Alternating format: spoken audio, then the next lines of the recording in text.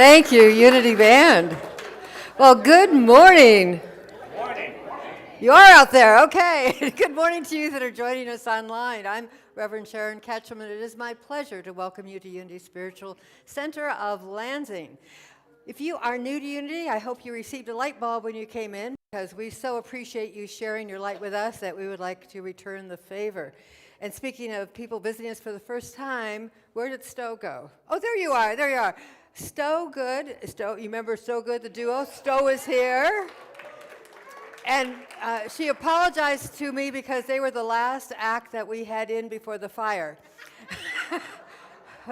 We knew they were hot. Yeah, all the way from Tennessee. And is your home okay in Tennessee? I hear they had tornadoes go through there last night. Yes, excellent. Okay.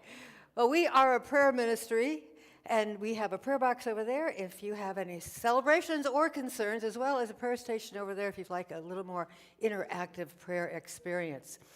Happy Hanukkah for those of us that celebrate Hanukkah. I exchanged third night gifts last night.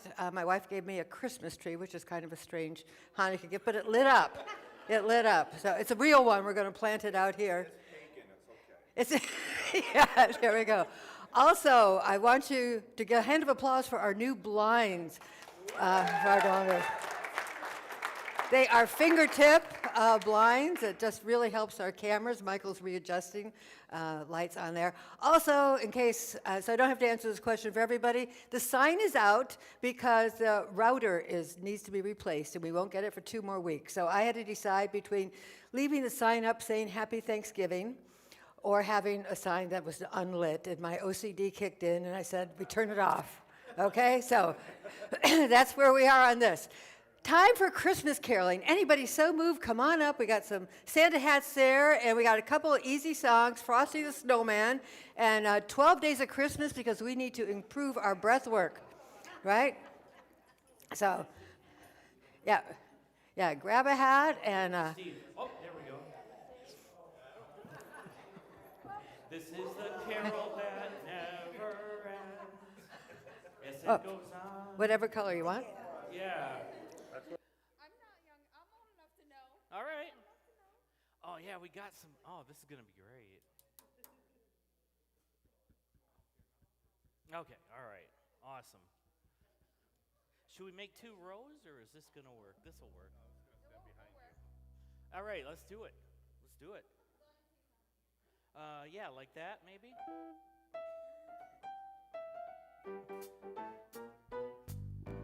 Frosty the Snowman was a jolly, happy soul with a corncob pipe and a button nose and 2 eyes made out of coal. Frosty the Snowman is a fairy tale, they say.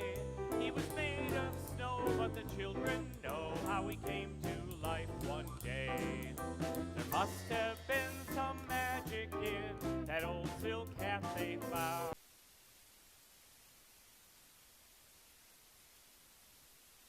Around. Oh, Frosty the Snowman was alive as he could be, and the children say he could laugh and play just the same as you and me. Thumpity thump thump, thumpity thump thump, look at Frosty go. Thumpity thump thump, thumpity thump thump, over the hills of snow.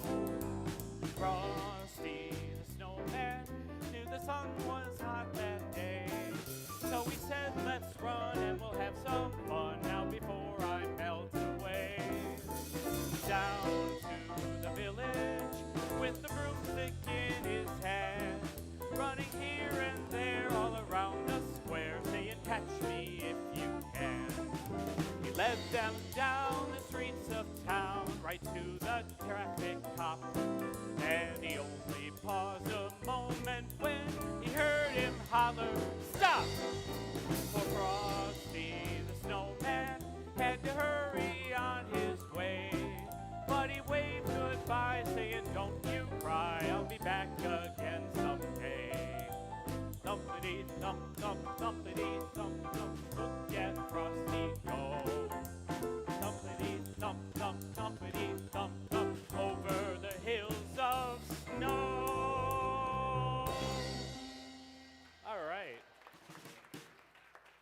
need a little water before we do this one. Yeah. This truly is the carol that never ends with unitized lyrics. Yay.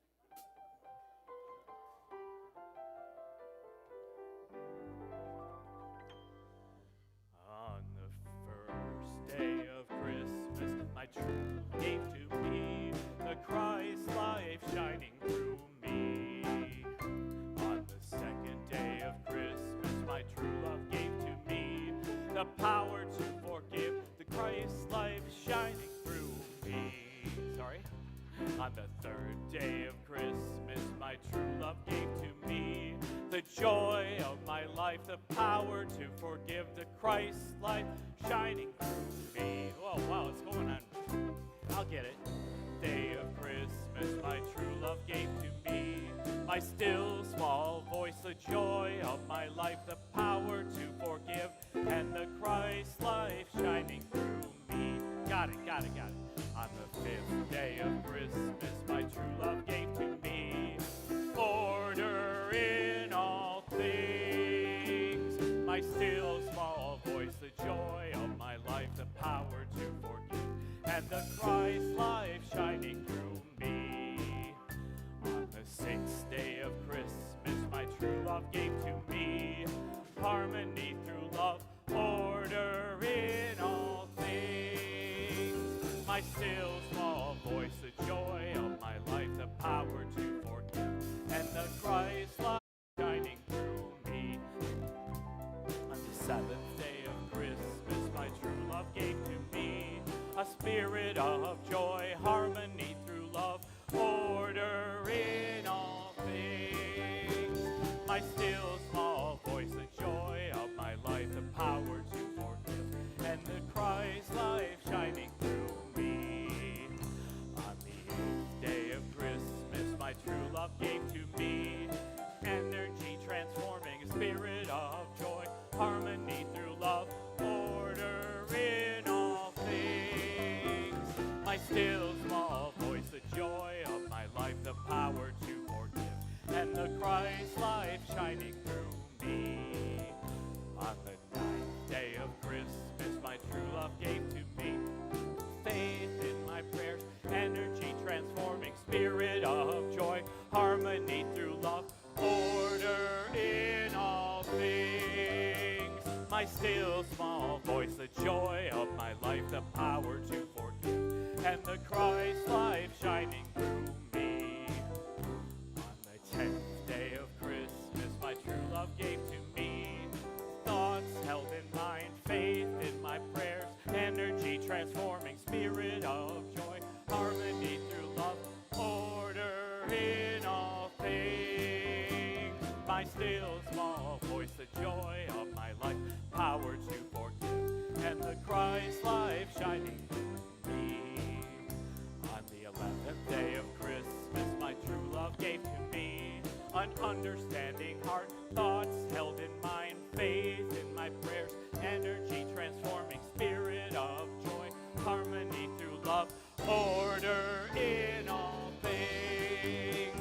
My still small voice, my joy of my life, the power to forgive, and the Christ light shining through me.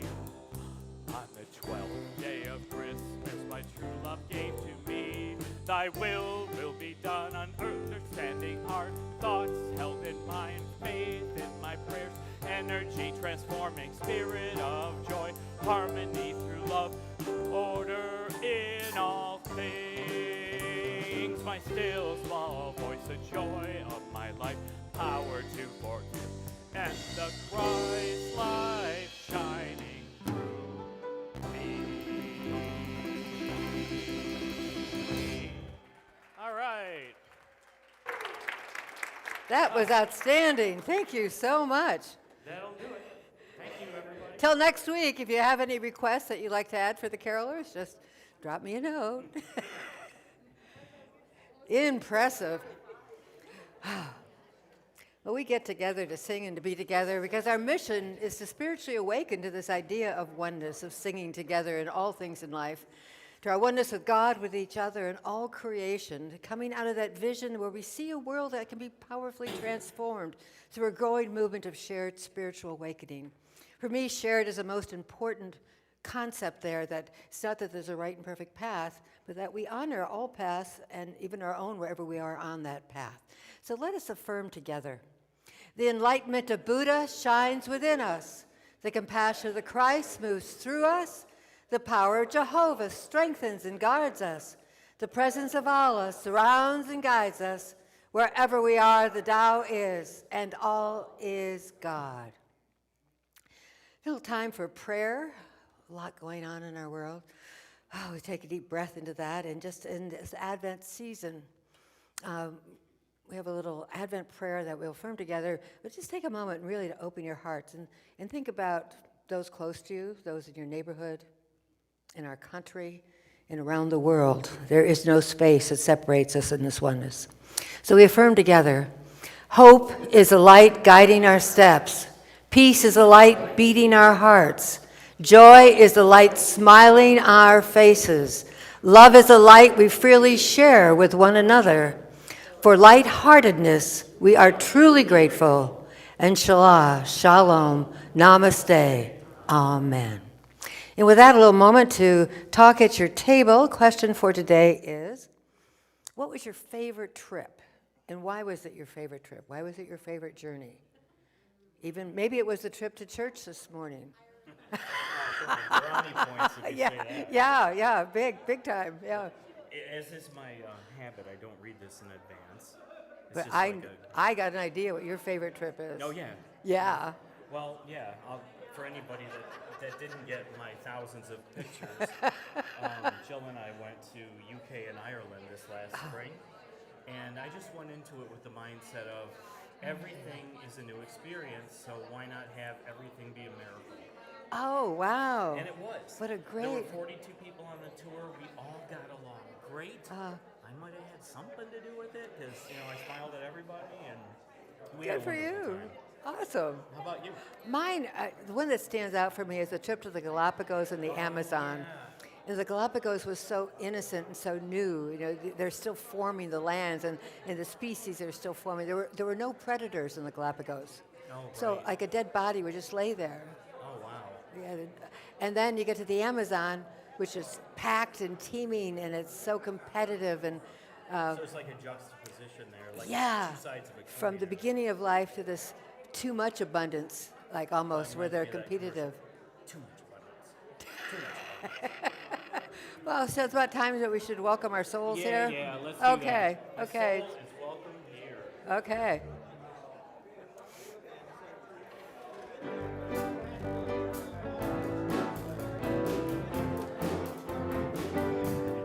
I'm in the right place at the right time. I am just where I'm supposed to be. I'm in the right place at the right time. I am just where I'm supposed to be.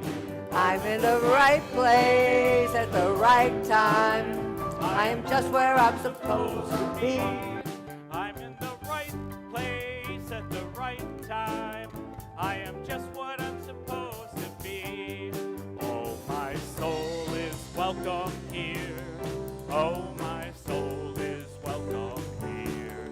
I am getting a message loud and clear. My soul is welcome here. In the right place at the right time. I am just what I'm supposed to be. I'm in the right place at the right time. I am just what I'm supposed to be. I'm in the right place at the right time. I am just what I'm supposed to be. I'm in the right place at the right time. I am just what I'm supposed to be. Oh, my soul is welcome here. Oh, my soul is welcome here. I am getting the message loud and clear. My soul is welcome here. My soul is welcome here. My soul is welcome here.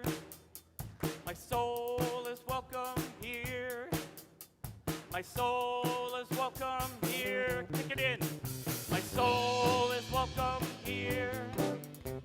My soul is welcome here. My soul is welcome here. Oh, my soul is welcome here. I am getting the message loud and clear. My soul is welcome here. Yeah.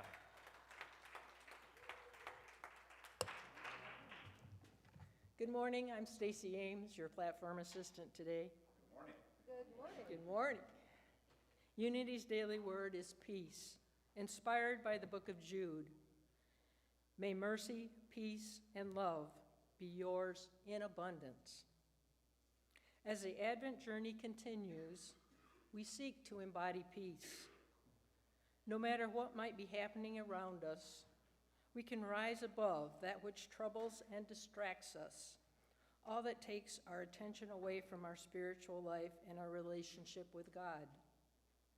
Peace is always ours, an aspect of our divine identity.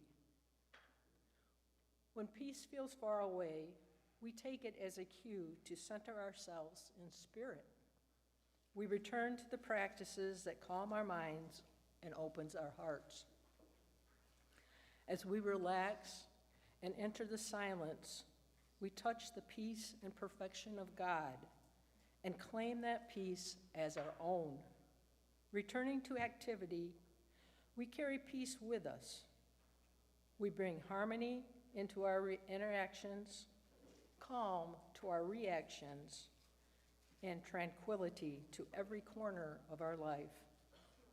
We won't just be peaceful, we will be peace itself. Let us affirm together, peace is a song of my heart. This week we are celebrating the gifts of our design team. Sue Winkelstrom, our team leader, will tell us what this team does. Where is Sue? There she is. I thought you took it out. Almost went out the door. Okay. Our main responsibilities are to oversee the cohesive appearance in decorating designs, determine permanent signage, placement of furniture, paint colors, remodeling plans, bench placements outside, researching materials, and gathering estimates. That's what we spend most of our time doing.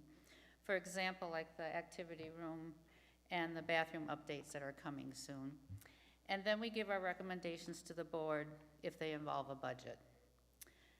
Since we've moved into our new home, there has been a blending of tasks from previous teams that no longer exist. The chores that I will outline next have naturally and out of necessity flowed into the design team and the kitchen team area.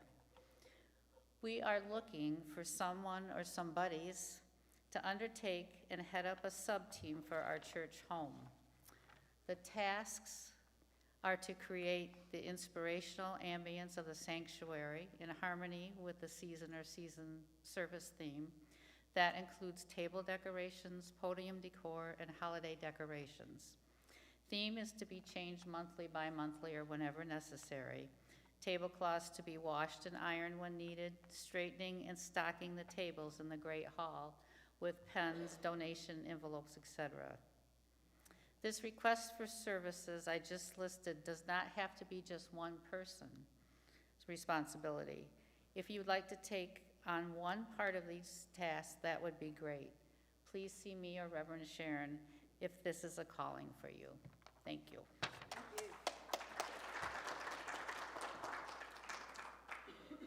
This place looks amazing.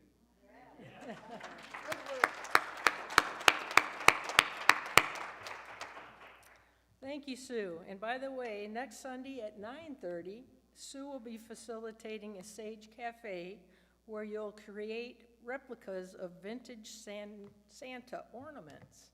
So show up at 9:30 if you're interested in doing that. Maybe I should mention that that's mostly for adults, not children. It's the children in us all. There you go. And now it is my great pleasure to welcome Rachael Gates for some special music today.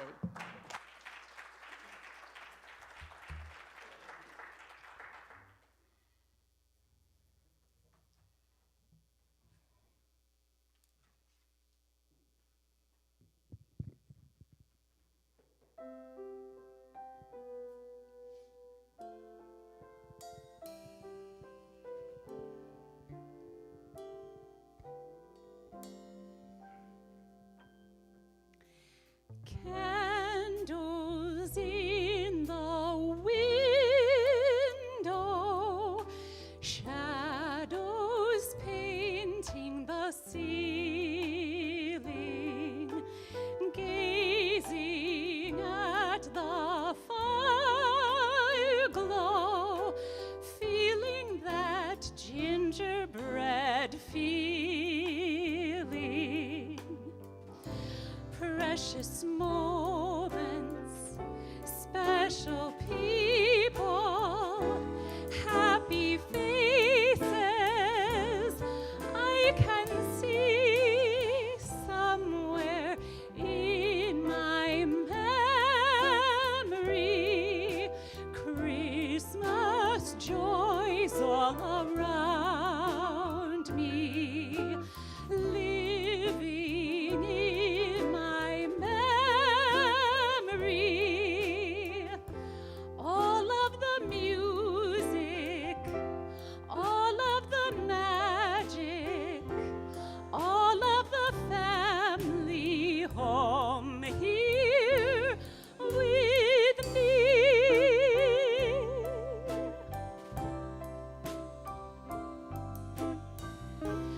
Precious moments, special people, happy faces I can see somewhere in my memory.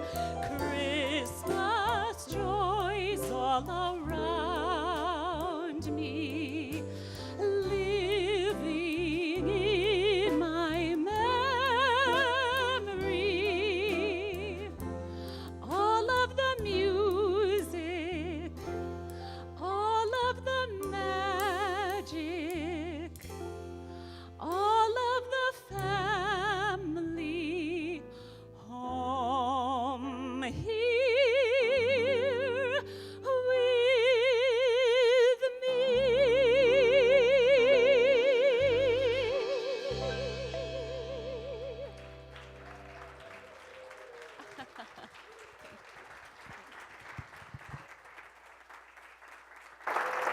Thank you, Rachel. Wow. Many of you know I just got back from Florida. Yeah, boy, his luggage. Anyway, here we are in Advent, and we're taking this journey of lightheartedness, meaning, well, yeah, being lighthearted and laughing, but also letting the light shine through us. And this is the Sunday in Advent of peace, finding that peace within us in this Advent journey. And I think, every year we take the same Christmas journey, but we sometimes change our mode of transportation, right? So, here's some of my Christmas baggage. Nothing like spending time with the family to bring up some baggage. Crying towel. Yeah, when I was little, I used to use it when I didn't get that thing that I had circled in the Sears catalog and left on the table so everybody could see this is exactly what I wanted, I didn't get it. And then, as I got older, it kind of changed that, somebody that wasn't with us this Christmas that I expected, or somebody that chose not to be there this Christmas, that really made me cry a lot. So I always take the crying towel with me on this Christmas journey. And then, I got my party dress here, because I got a lot of parties to go with. Yeah, you may remember this from Halloween. Do any of you go to the same parties I do, the pity parties? Yeah, that's where you sit in front of the tree alone. Oh, poor me. And You can name all the things that are wrong. The world is a mess. These people aren't following my script. They're not doing what I need them to do. And no, I didn't tell them, but they should know. If they really love me, they would know exactly what I need. But then, there's this, oh yeah, here we go. This picture. And this is the picture when the Christmas, everybody was there. The whole family made it. We're having a lovely Christmas time. Nobody got drunk. Nobody talked politics. It was just, and then Christmas Eve, we're sitting around the table, and then the snow started to fall. It was just beautiful. It's the Norman Rockwell painting, of course. This perfect Christmas. Never happened at my place. I don't know about you. So as we take this, there's all the things. Yeah, I did overpack a little bit. You used to have a little book called Zen O'Clock. I think that got lost in the fire, one of those. And in this book it said, make the process of getting where you choose to be as meaningful and as important to your own heart as obtaining your desired goal. That Christmas is a step-by-step process, one step leading to the next. And it does not change all of a sudden on December 25th, although you may have been falsely led to believe that this is the case. Now, I know when I was a kid, it did change. On December 25th, I woke up, and there were presents and wrappings, and there was smell of this food cooking. Everything changed. When I became an adult, I wondered what happened to whatever happened between when I went to bed at night and in the morning, because it did not look the same way unless I put some effort into it. And I think we still have that thing sometimes as a child that if we do the work, then poof, magic. It's all perfect on Christmas Day, right? It just all comes together. Norman Rockwell, here we are. Go ahead and paint me and everything that I'm going through. So, talking about this lighthearted journey for Christmas, I was doing a little reading about Vincent van Gogh. And I've been into bios lately. But anyway, Vincent van Gogh, when he was born, he's about 15 or 16 years old, and his father got him connected with an art dealership. They were brokers selling art back and forth. And he did that for a while, and doing that, he really learned about art. He got to see all the great masters, and he studied it and like that, but he really hated being an art broker. And then he went to this thing where he really thought maybe he should be a theologian. So he went to school to be a theologian. He's working on this, and then he goes to Brussels, or Belgium it was, I think, and for a little ministry, kind of mission work there in this really poor town. He had a few fallouts with the higher up in the church because he was an independent thinker. So they were happy to have him out in some tiny little town. And then one day, he just felt so moved to live this Christ-like existence, he gave away everything. And they thought he had gone too far, being a Christian, that he had just taken the teachings too literally. So he was out of the church. So all of a sudden, he doesn't have a job. He's penniless. He had had his heart broken a few years before. And after that, he kind of got into a solitary mode. And so his whole life just seemed like it had gone down the tubes. And it was down the tubes. He's 28 years old, and it feels like his life is over. And he starts drawing. And that's when his artwork really started, that he found out that art was what made his heart sing, which really carried him forward to become the artist that we know. And we know, we've all heard the story of him cutting off his ear, and he was a troubled artist. But he wrote this very beautiful thing. Once he got into the creative mode, this Dan, Passion of the Creative Mind, we'll be doing next summer, it restored his self-confidence. He felt there was something within him that wanted to come out. And he wrote this, he said, "It is true that often I am in the greatest misery, but there is a calm, pure harmony and music inside me. I see drawings and pictures in the poorest huts, in the dirtiest corners, and my mind is drawn towards these things by an irresistible force." I think that force is that peace he found within him. And he said when he painted and he signed his name Vincent, he was signing it for every poor person he had seen in that coal mining town, all those people that had nothing, that he gave all that he had to. He was doing it for them. He became the one man, the oneness of humanity. So in the traditional Christmas story, there are actually 3 journeys that we hear about. We don't kind of talk about them sometimes as a journey. Mary and Joseph traveled from Nazareth all the way down to Bethlehem. It was about 90 miles of, No Ubers back then. It was a donkey, perhaps, and certainly on foot. And then we had the Magi, or the wise men, that probably came from Babylonia, all the way over to Bethlehem, which is more like 900 miles. So this was a long, long journey that they were taking. And then we had the shepherds. Well, they're only a couple miles away. They were probably in Beet Sahor, which is a couple miles from Bethlehem. There was a shepherd's field there. So I wanted to talk this morning about what these paths, what these journeys look like, because we know that these stories are really about our stories of our spiritual growth and the journeys that we take going through them. So we'll start with Nazareth, go all the way to Bethlehem. Nazareth in Hebrew means branch, or it means also observing something, like observing a covenant. It's a real basic kind of word, basic kind of existence. And they used to say, could anything good come out of Nazareth? Because it was just kind of a mediocre town. It's just another town you just kind of pass through. Metaphysically, the idea of Nazareth being a branch, that we are all branches of the same vine, another way of talking about our oneness. And the idea that it's really in the commonplace, in the mediocre, if you will, where our spiritual development happens. Our spiritual development doesn't happen where we're sitting on the mountain in a monastery, or when we've been named Pope of our life, whatever that might be for us.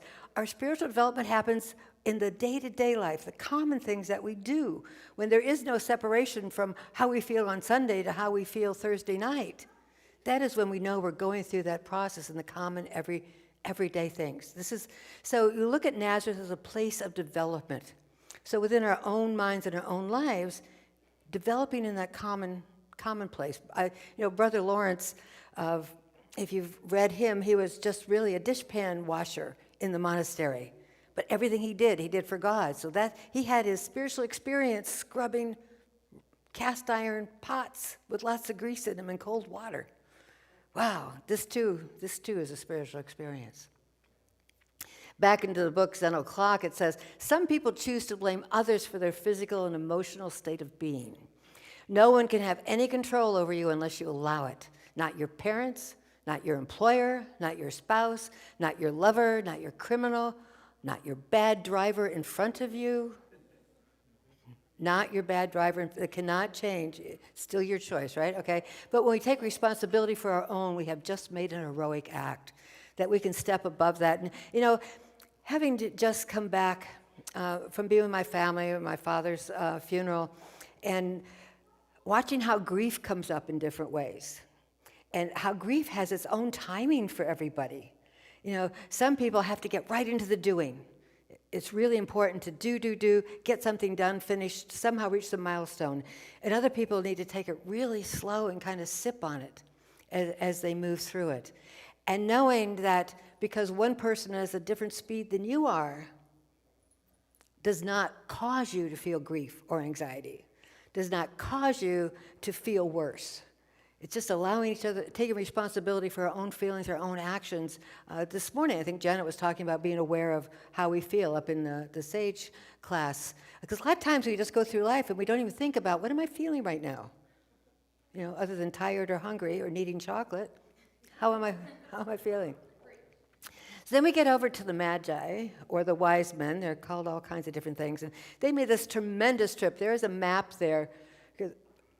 I don't know about you, but a lot of times I had no idea where all these towns were, and right now there's so much in the news about all these towns over there in the Mideast. So Babylon was quite a ways away, so this was quite a journey that these Magi took, 900 miles, probably by camel.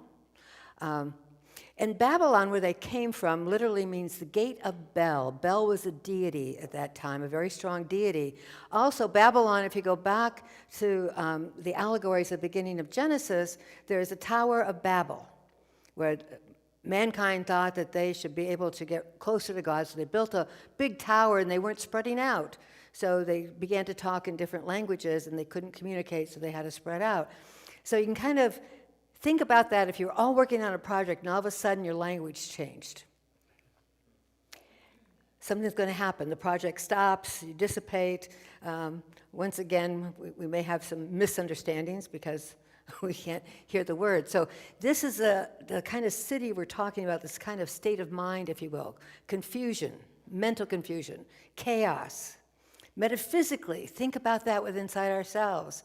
Just sometimes the schedule for the holidays could be a little Babylonian state of mind. There's just so much to do.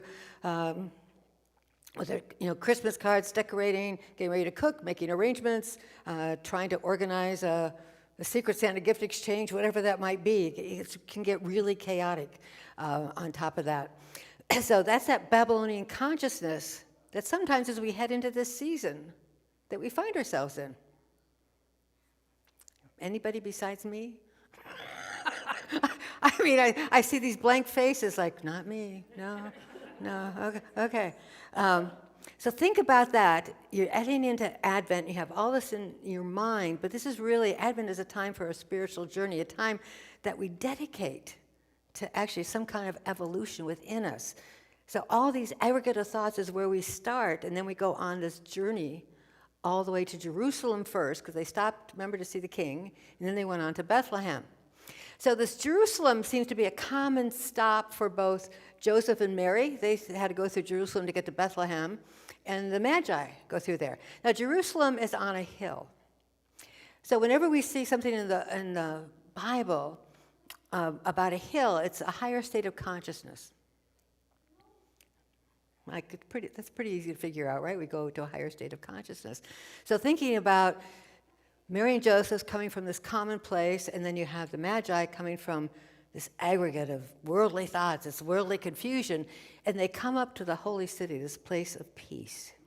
My prayer is that that city live into its name, this habitat of peace, getting above the foray, getting above the mediocre, the common stuff that's happening every day, all those things that distract us to have that inner spiritual consciousness. That's what it means metaphysically for us to read about journeys going to Jerusalem, telling us the stories.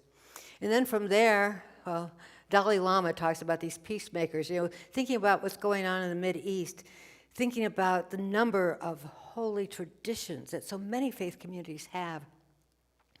And the Dalai Lama said that you must understand that the people who have committed atrocities deserve our compassion. Boy, is this at a state of peace, right? They are not bad people. They are simply people who have not yet grown in their hearts to a level where they can appreciate peace. They are simply people who have not grown yet enough in their hearts to appreciate peace. Reminds me of CJ's birthday card last week that said, everybody in the world loves you, some just haven't figured out how to show it yet. When we can understand that they are also in the state of developing, what a sense of peace in us, not to feel that we've been done wrong, but to just be that observer of our oneness, be that observer of our oneness. And boy, for the Dalai Lama to say this, who lost his homeland so early, all the atrocities that happened to his people, and he can be in that centered place, we know that peace is possible within that. So what is that moment that we get into the Christmas spirit? You kind of slide over and you're there, you kind of get into that really peaceful state of mind. And I read this story that just really struck me. There was an old man standing by the Virginia River, bitter cold, many years ago, and there was no bridge to get across, there was no boat. So some riders came up on horses, and he was trying to hitch a ride, getting on the back of the horse to ride across the river, because it was pretty cold and pretty rapid. So this whole slew of riders came by, and the last rider, he stopped and he said, "Excuse me, sir, could you give me a ride across the river?" And the man stopped and said, "All those other riders went by. Why didn't you ask them? Why did you ask me?" The man said to him, "I looked into their eyes and could see no love, and knew in my own heart it would be useless to ask for a ride. But when I looked into your eyes, I saw compassion, love, and willingness to help. I knew you would be glad to help me across the river." Oh, the man said to him, "I'm so grateful for what you're saying." He got him up on his horse. And with that, Thomas Jefferson, the third president of the U.S., turned and rode off to the White House. Think about all that chaos, that journey, that in that moment, he found that peace of Jerusalem to be able to look into another person's eyes and to be able to show what was in his heart. And really the question that hit me with this, would the old man have asked you for a ride? Would the old man have asked me for a ride? If I was riding through there on my horse, a destination, a place to get, things to do, this huge to-do list, Would I have been able to look into the person's eyes, and could they have seen love? Could they have seen a willingness? Could they have seen a peace to connect to me? That's when we get the Christmas spirit, when we know that that is the truth. So the shepherds came from Bet-Sahor, and I may be saying that incorrectly, which was a shepherd's field. If you go there now, there's a couple places that they claim was where the actual shepherds were. It's a Palestinian village. Isn't this interesting? The Hebrews, the Israelis, the Palestinians, and what's going on today. Originally, they are, Arabic, there we go. It's an Arabic word, Bet-Sahor, that they thought it meant house of magicians, but as they studied ancient Arabic more, they really think it is more like house of vigilance or house of night watch. What a perfect name for the shepherds who are keeping the watch over their flocks by night. And metaphysically, this is this whole idea of the conservers, the amazing grace that is always within us to protect us. I think about the prayer protection we say each week, that within us are divine thoughts, a divine feeling, divine connection that is a protector, that is vigilant over us, that gives us those little nudges when we need it, that helps us out when we think there's no way that I could do this.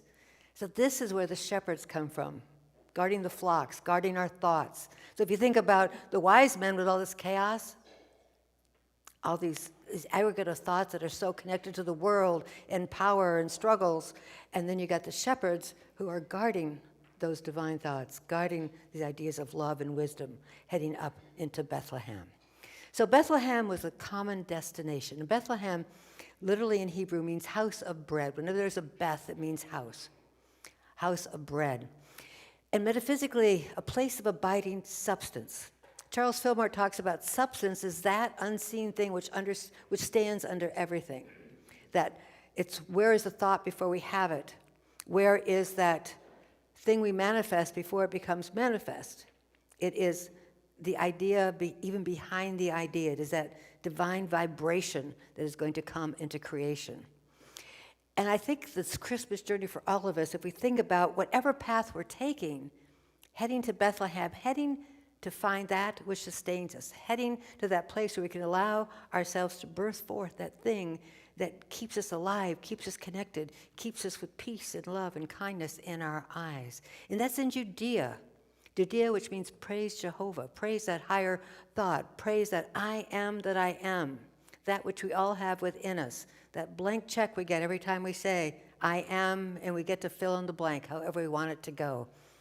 Essentially, we're in that place of divine mind where we have that realization. So we're going to take a little time now to go into meditation, to have a up-close and personal minute with the divine mind. I'm just going to invite you to close your eyes. Breathing is a good idea right about now. Taking a deep breath. And allow ourselves to become aware of the journey that we are on. Not because of the calendar, not because I said so, but because there is a yearning within our heart for a greater feeling, a greater expression, a greater connection with the idea of oneness. To be able to live and breathe oneness, to be able to know what that means, even our most common activities of day-to-day life.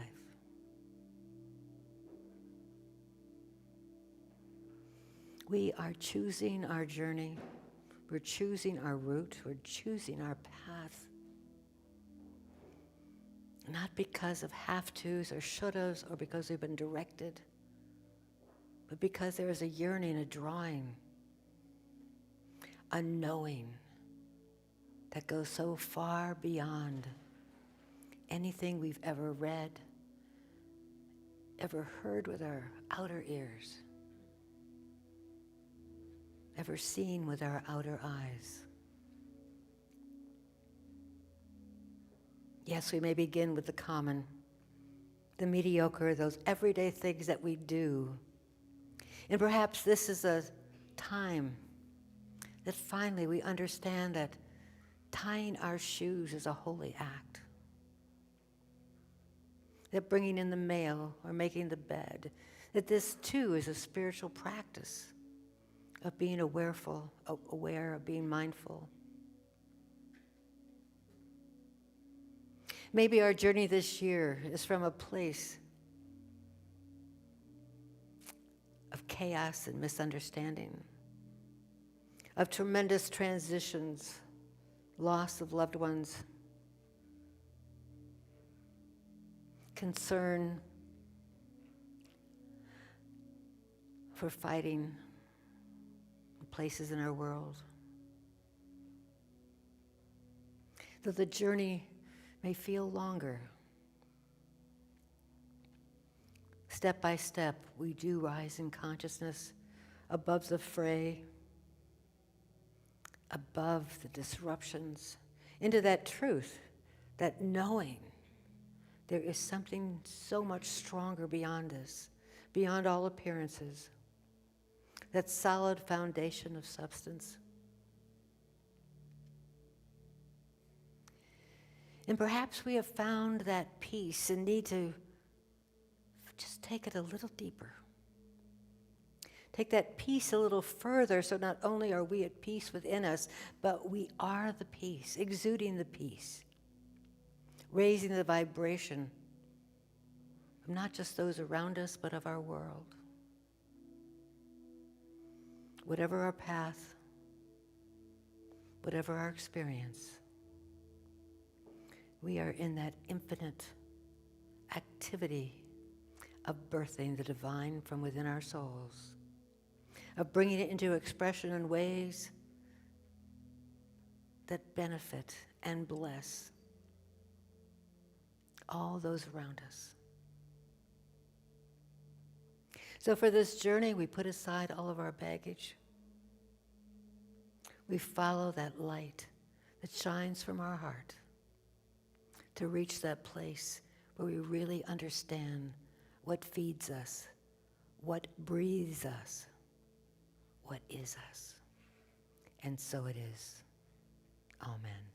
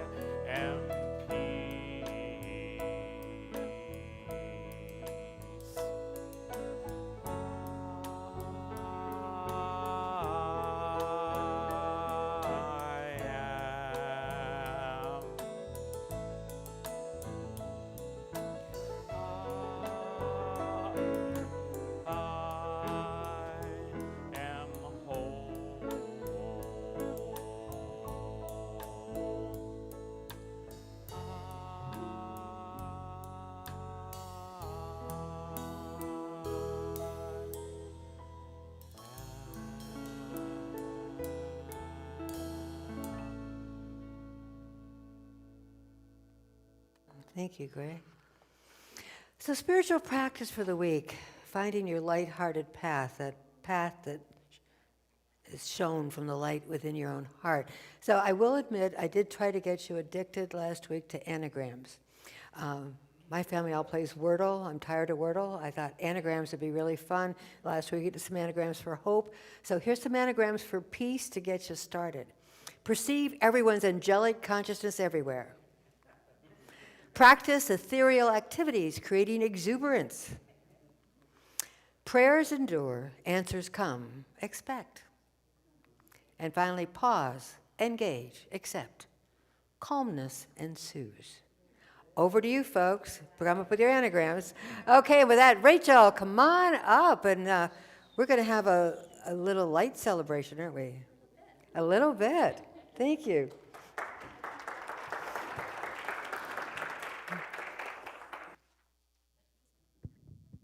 I want to introduce a piece to you that's meaningful to me. I'm not Jewish, but my father raised me to love the Jewish traditions. And my name's Rachael, so I get away with a lot when I go to a synagogue. But this is a traditional piece that is sung every Saturday, and I would say it's the congregation's favorite part of the Sabbath. It's a piece called The Tree of Life, or Etz Chaim Hi. So tonight, if you celebrate Hanukkah, you'll be lighting the 4th candle on the menorah, and I thought it would be very appropriate to sing this traditional Tree of Life hymn. This is sung after they've read from the Torah, and they're re-rolling the scroll of parchment and putting it back into the ark. And it's very common in the Jewish tradition to refer to the Torah as the Tree of Life. So this piece is sung for that. Also, the Torah parchment is stretched across 2 wooden posts, and you can refer to those wooden posts as the Tree of Life. You hear Etz Chaim, which means Tree of Life, to refer to synagogues or parochial schools. It's a common phrase that you hear. The Tree of Life appears in Genesis and Proverbs. Genesis 2:9 introduces the Tree of Life as one of the 2 trees in the Garden of Eden. And in the book of Proverbs, the Tree of Life is associated with wisdom and calm. So the translation of this hymn, it is a tree of life for those who hold fast to it, and those who uphold it are happy. Its ways are pleasant, and all of its paths peaceful.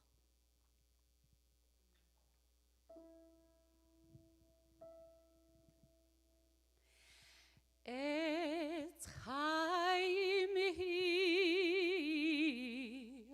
lama chazikim ba, v'tomcheha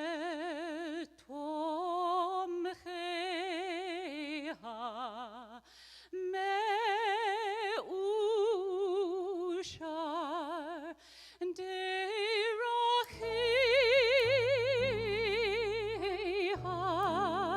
darchei noam v'chol netivotecha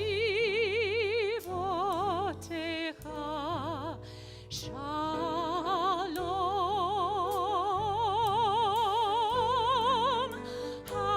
hashivenu Adonai elecha v'nashuva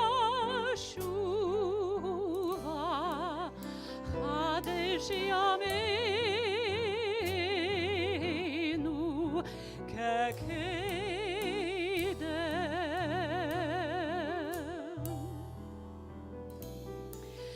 Etz Chaim Hi, lama chazikim ba, v'tomcheha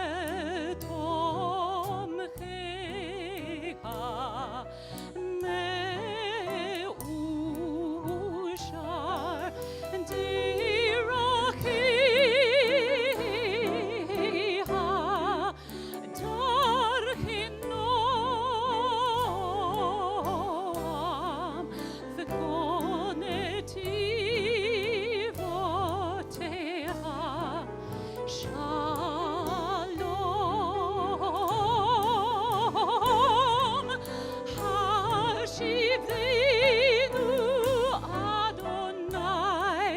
אליך ונשובה,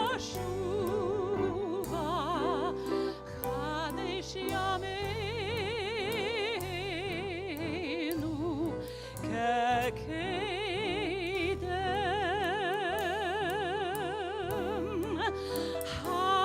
השיבינו אדוני אליך ונשובה, חדש ימינו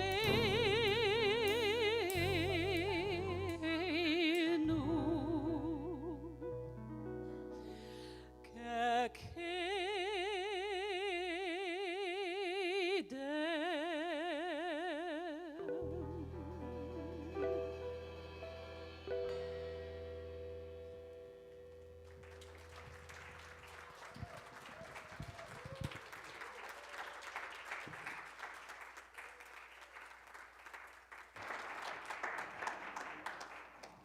Thank you so much, Rachel. Now is the time we create a sacred circle of generosity by sharing of the blessings that we have received. We know that the gift we give is not a debt we owe, but it is a seed we sow from a consciousness of abundance. If you are donating by check or cash, please place your gift in the glass jars on the table. If you are donating electronically or by other means, take a moment to place your hand over the jar or your heart. You can also use one of the affirmation tokens. We bless the gifts we share of our, we bless our gifts as we share of our love and our treasures by affirming together. Divine love through me blesses and multiplies all that I am, all that I have, all that I give, and all that I receive. I praise, give thanks, and am glad. We'll continue our blessing by singing, I Am So Blessed.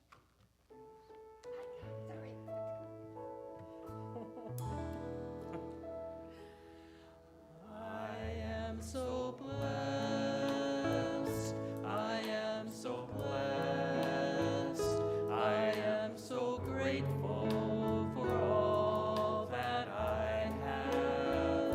I am so blessed, I am so blessed, I am so grateful.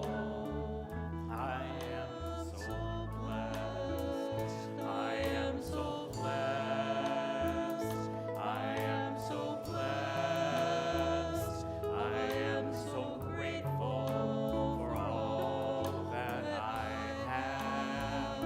I am so blessed, I am so blessed, I am so grateful. I am so blessed.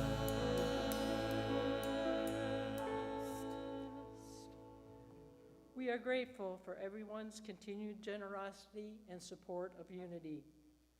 One of the ways we show that gratitude is by sharing of our gifts with others. For the month of December, we will be supporting 4 organizations: Volunteers of America, Riverwalk Theater, the Lansing Area AIDS Network, and Michigan Interfaith Power and Light. I'm gonna have both of you guys up today? Derek? This is Derek? Yeah. Are you gonna help too? What is your name? Corian? Okay. Decarian, okay. Just a second, I'm gonna read this first, okay? Let us take a moment to deeply immerse ourselves in gratitude by collectively blessing the gifts received on your table. Okay, let's lead them and saying together, given in love, received in love, we dedicate these gifts to do the will and the work of Holy Spirit. And so it is. Amen. Thank you.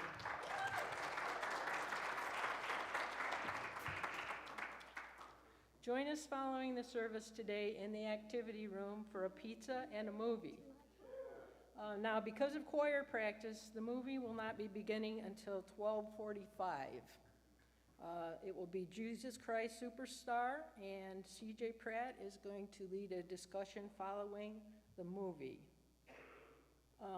Could we have a show of hands to see how many people are planning on attending so that we can get enough pizzas ordered? 1, 2, 3, 4, 5, 6, 7, 8, 9, 10, 11, 12, 13, 13 or so? Okay, good. Okay, thank you. There is no charge, but donations are welcome to cover the cost of the pizza. The movie is sponsored by the SAGE team. Our Angel Remembrance service this year was rescheduled to this Tuesday, December 12th at 6:30. This is a time to remember our loved ones, who can also be pets, who are with us in spirit as we head into the holiday season. This is a quiet, introspective service with Reverend Sharon. Everyone is welcome. Again, that's Tuesday at 6:30. You can bring an angel to decorate the tree or use a provided one. Next Sunday is our snack luck, there we go, that's hard to say, and White Elephant gift exchange. Snack luck means sharing finger foods. This helps to minimize the cleanup.